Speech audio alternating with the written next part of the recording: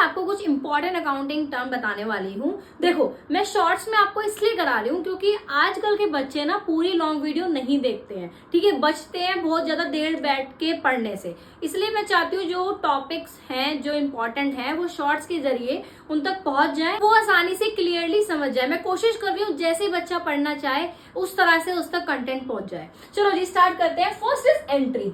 Accounting term है entry. Entry किसे बोलते हैं? अब आप देखो, हमने बुक ऑफ अकाउंट में क्या पढ़ा था, पहले मैंने आपको लॉन्ग वीडियो में बताया था कि जो भी ट्रांजैक्शन बिजनेस में करोगे वो सब रिकॉर्ड करोगे, तो उसी को हम एंट्री बोलते हैं। जो भी बिजनेस की ट्रांजैक्शन होंगी, ठीक है, जो भी इवेंट्स होंगे वो सब आपका एंट्री होगी, ठीक है। When a transaction or an event is recorded in the books of account is called entry। समझ में आ गया? अब बेटा बैड डेट, पहले तो इसको प्रोनाउंस करना सीखो। ये बैड डेप्ट्स नहीं बोलते हैं, ये बी होता है साइलेंट, तो इसको बोलते हैं बैड डेट, ठीक है।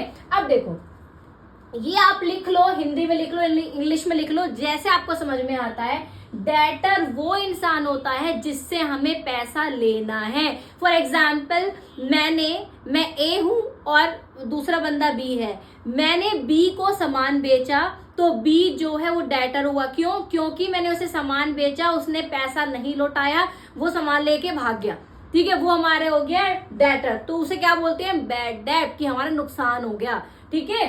It is the amount that has become irrecoverable from a debtor. जो इररिकवरेबल है, it is a business loss and is debited to profit and loss account as an expense. देखो, ये आप ये टर्म्स आगे समझोगे, बस अभी मैंने लिख दिया है कि आप नोट डाउन कर लेना इसको अपने नोट्स में।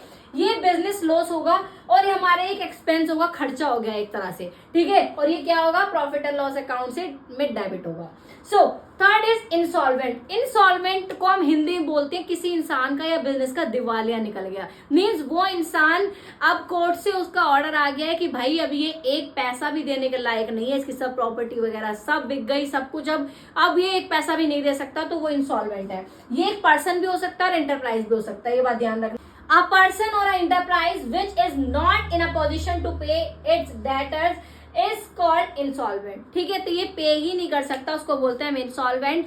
बेटा मैं बार बार बोल रही हूँ, अगर आपने ये टर्म्स को आसानी से अभी से पढ़ लिया, ये कंसेप्ट अपना क्लियर कर लिया, आगे आपको प्रॉब्लम नहीं आएगी। आई एम 100% श्योर, बात मान लो मेरी, आगे प्रॉब्लम नहीं आएगी। इसलिए ये बेसिक टर्म्स है, लिखो इनको, नोट्स बनाओ, अपना कंसेप्ट स्ट्रॉन्ग करो, ठीक है। बाद में आपको ये प्रॉब्लम नहीं आएगी भाई इस क्वेश्चन में ये कैसे हो गया, बैड डेटर्स कौन होते हैं, क्रेडिटर कौन होते हैं, नहीं, अभी आप समझ लो, आगे दिक्कत नहीं आएगी। अकाउंट्स बहुत इजी लगेगी आपको। बच्चों को टफ इससे लगती है क्योंकि वो ये कंसेप्ट नहीं पढ़ते हैं, सीधा सोचते हैं बस क्वेश्चंस कर लेंगे, ऐसे नहीं होगा।